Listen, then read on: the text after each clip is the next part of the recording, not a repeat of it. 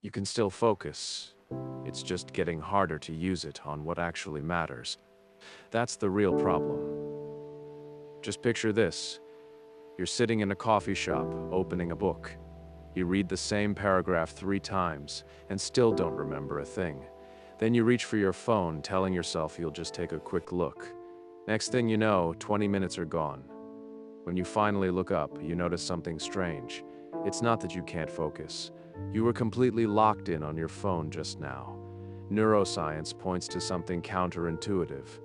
Problems with focus aren't always gradual, it's more like a tipping point. Before that, everything feels normal. You get distracted, you lose track of things, nothing feels serious, and that's the problem. The changes are so small, you ignore them until they start interfering with your life. You can't get through a page, you can't hold a single thought. Your work keeps getting interrupted, even simple things start to feel hard, and at that point, you don't get to ignore it anymore. Part of it comes down to how your brain allocates attention. It's not that you lack focus. Your brain is just prioritizing faster, easier, more rewarding stimuli.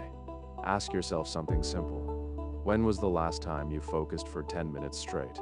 And more importantly, what were you focused on?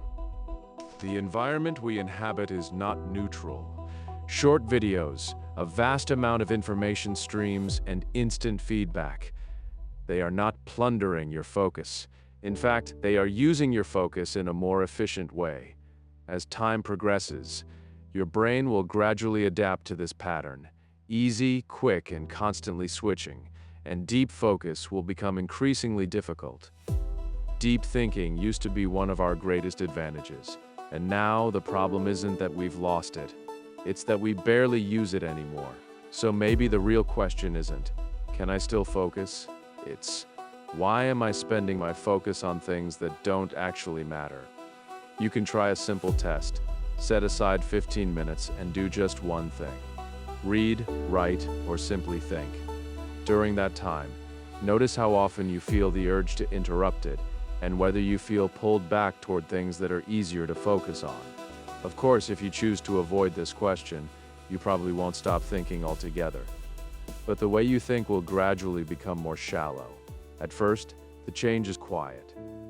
You won't notice it happening at any specific moment.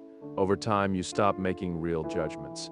You start choosing what simply seems most reasonable. And then, you begin to avoid complexity, not because you're incapable, but because you no longer have the patience to stay with something difficult.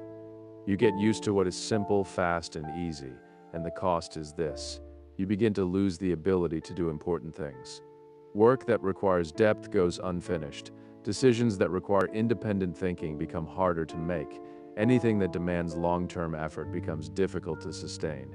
You're still busy, but much of what you do becomes easily replaceable. Further down the line, you start to doubt yourself. Not because you're incapable, but because you haven't been in a state of deep thinking for a long time.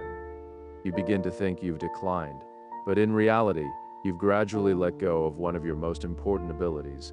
But a small number of people notice that moment when something feels off.